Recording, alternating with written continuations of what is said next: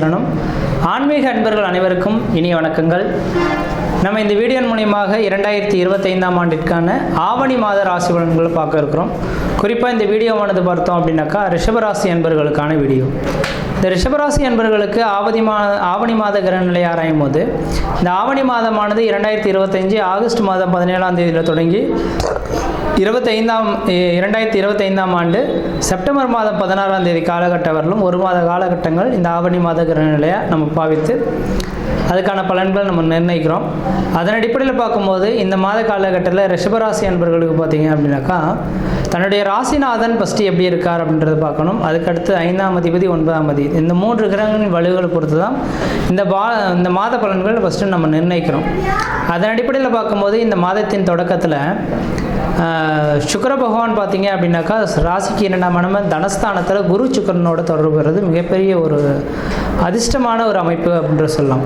ஆனால் ரிஷபராசி அன்பர்களின் வாழ்க்கை நிகழ்வுகளை எண்ணி பார்க்கும்போது சொல்லனா துயரணங்கள், அதாவது சொல்லப்போனால் கடந்த ஒரு 5-6 வருட காலகட்டமாகவே போராட்ட வாழ்க்கை, பொருளாதார நெருக்கடிகள், கடன் சொல்லக்கூடிய அமைப்புகள், சொந்த பந்தத்தினால பிரச்சனைகள், வறுமைகள், இது மாதிரி பல்வேறுபட்ட கஷ்டங்களை சந்திச்சுட்டு இருந்த நபர்களுக்கு நமக்குன்ற ஒரு விடிவு காலம் கிடைக்காதா அப்படின்னு ஏங்கி காத்திருந்த இந்த ரிஷபராசி என்பவர்களுக்கு ஆண்டவன் அனைத்து நவகிரகங்களுமே உங்களுக்கு அருள்பாலிக்கக்கூடிய அளவில் இந்த மாதத்தின் தொடக்கத்திலிருந்து ஒரு அதிர்ஷ்டமான காத்துகள் உங்கள் வீட்டின் வாயில் பதையை சந்திக்கக்கூடிய காலகட்டம் உருவாயிடுச்சுங்க.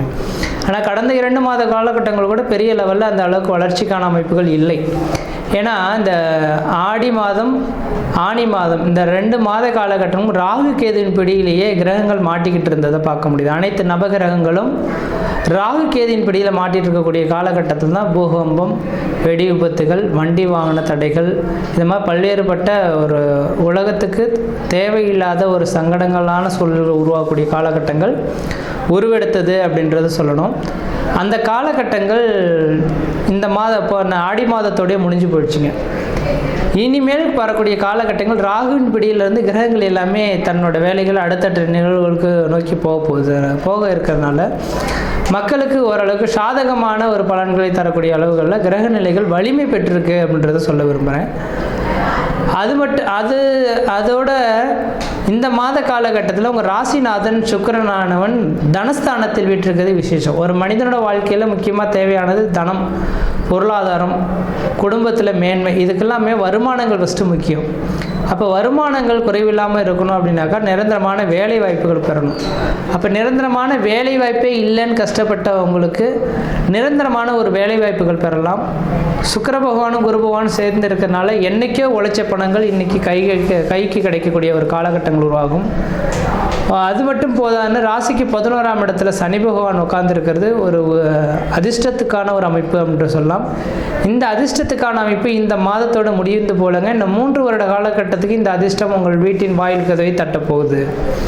அப்போ 2028ஆம் ஆண்டு காலகட்டம் வரலும் ரிஷபராசி அன்பர்களின் வாழ்க்கையில் கடன் இல்லாத வாழ்க்கையும் மன நிம்மதிக்கான ஒரு காலகட்டமும், குடும்ப மேன்மையும், பிரிந்த சொந்தங்கள் ஒன்று சேரக்கூடிய காலகட்டமும், பிரிந்த கணவன் மனை உறவுகள் ஒன்று சேர்ந்து குடும்ப வாழ்க்கை நடத்தக்கூடிய அமைப்புகளும், வெகு நாட்களாக குழந்தை பேரே இல்லைன்னு காத்திருக்கக்கூடிய நபர்களுக்கு குழந்தை பேர் உருவாகக்கூடிய காலகட்டங்களும், சொந்த பந்தங்கள் அழைத்து நீங்கள் விருந்து படைக்கக்கூடிய ஒரு காலகட்டங்களாக இந்த மாதத்திலேருந்து தொடங்க போகுதுங்க. அதுவும் உங்கள் ராசிக்கு 4ஆம் அதிபதி 4ஆம் இடத்தில் ஆட்சி பலம் பெறக்கூடிய காலகட்டத்தில் வீடு மனை வாசல், வண்டி வாகன யோகங்கள் வாங்கக்கூடிய யோகங்கள் உருவாயிடுச்சுங்க. அப்போ இந்த நேர காலகட்டத்தில் என்ன செய்ய போகிறீங்க அப்படின்னாக்கா உங்களோட பழமையான வண்டி வாகனங்களை புதுப்பிக்கக்கூடிய ஒரு காலகட்டங்கள் உருவாகலாம். பழமையான வாகனங்களை விட்டுட்டு புதுமையான வாகனங்கள் வாங்கக்கூடிய யோகங்கள் உருவாகலாம். வீடு மனை வாசல், பழுதடைந்த வீடு மனை வாசல்களை திருத்தி புனரமைச்சு அதுக்கு ஒரு நல்லது செய்யக்கூடிய ஒரு காலகட்டங்கள் உருவாகலாம். உங்களோட தெய்வத்துக்கு பார்த்தீங்கன்னாக்கா குடமுழுக்கு, அந்த தெய்வ காரியங்களை எடுத்து செய்யக்கூடிய ஒரு காலகட்டங்கள் உருவாகக்கூடிய காலகட்டங்கள் உருவாகுதுங்க. அதே நேரத்தில் பார்த்தீங்கன்னாக்கா 4ஆம் அதிபதி கேதுவுடன் தொடர்பு கொள்ளக்கூடிய காலகட்டங்கள் செப்டம்பர் மாதம் 10ஆம் தேதியிலேருந்து செப்டம்பர் மாதம் 16ஆம் தேதி காலகட்டத்தில் கேது சூரியன் இணைவு நியரஸ்ட் பாயிண்ட், அதாவது ஒரு 5 டிகிரிக்குள்ளார இணையக்கூடிய காலகட்டங்கள் உருவாகும். அந்த நேர காலகட்டத்தில் மட்டும் தன் தாயாரின் உடல்நிலையில் அக்கறை எடுத்துக்கொள்ளணும். அதாவது செப்டம்பர் 10ஆம் தேதியிலிருந்து செப்டம்பர் 16 தேதி காலகட்டங்களில் ரிஷபராசி அன்பர்களின் தாயாரின் உடல்நிலையில் அக்கறை எடுத்துக்கணும். இதயம் சம்பந்தப்பட்டது, நுரையீரல் சம்பந்தப்பட்டது, சளி தொந்தரவு சம்பந்தப்பட்ட பிரச்சனைகள் தன் தாயாருக்கு வரத்துக்கான வாய்ப்புகள் உண்டு. அதே நேர காலகட்டத்தில் இந்த ரிஷபராசி அன்பர்களின் மனமானது பார்த்திங்கனாக்கா ஏதோ படபடன்னு அடிச்சுட்டு இருக்கிறத பார்க்க முடியும். ஏன்னா 4ஆம் இடத்துல அசுபகரங்கள் வீட்டிருந்தால் எண்ண அலைகள் தெளிவு பெறாது அப்படின்றது ஒரு விதிங்க.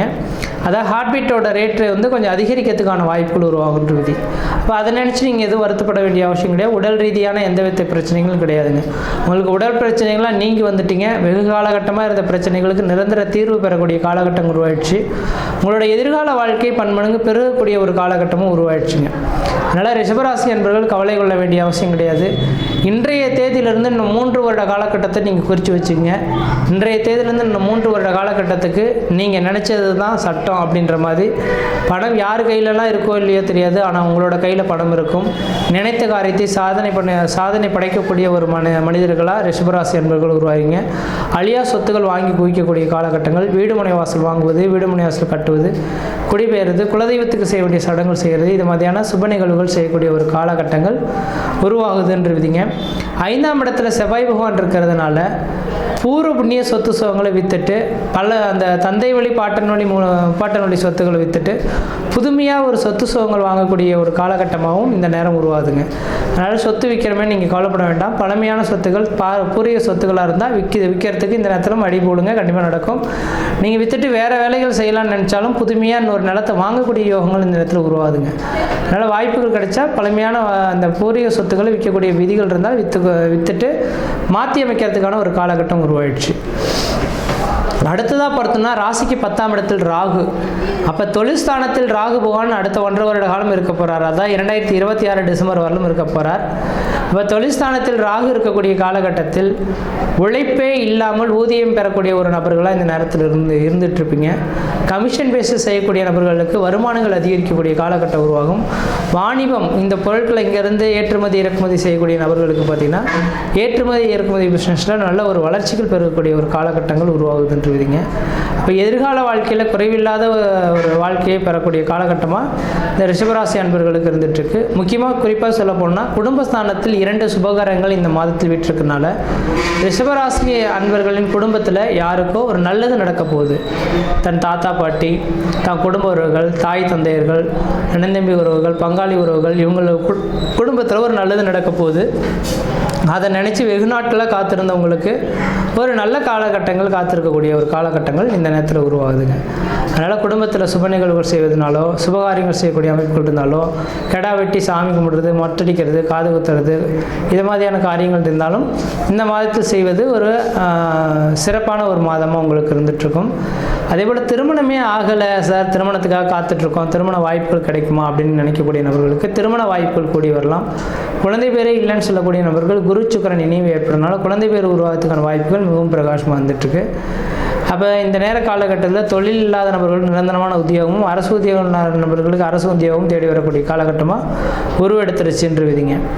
இந்த மாத காலகட்டத்தில் நீங்கள் வழிபடக்கூடிய தெய்வம் எதுனாக்கா 5ஆம் அதிபதியானவன் புதன் பகவானாக வரதுனால புதனின் அம்சம் விஷ்ணு பகவான். அப்போ விஷ்ணு கோயில்களுக்கு போயிட்டு வர்றது நல்லாயிருக்கும். அல்லது மதுரை மீனாட்சி அம்மன் கோவில் போயிட்டு வர்றது விசேஷத்தை கொடுக்கும். ஏன்னா புதனோட ஸ்தலம் அல்லவா, திருவன்காடு அல்லது பார்த்திங்கன்னா மதுரை மீனாட்சி அம்மன் கோவில், இந்த 2 ஸ்தலங்களில் ஒரு ஸ்தலத்துக்கு இந்த மாதத்தில் போயிட்டு வந்தால் வருமானங்கள் பன்மடங்கு பெறக்கூடிய ஒரு மாதமாக இந்த மாதம் இருந்துகிட்ருக்குன்றீங்க.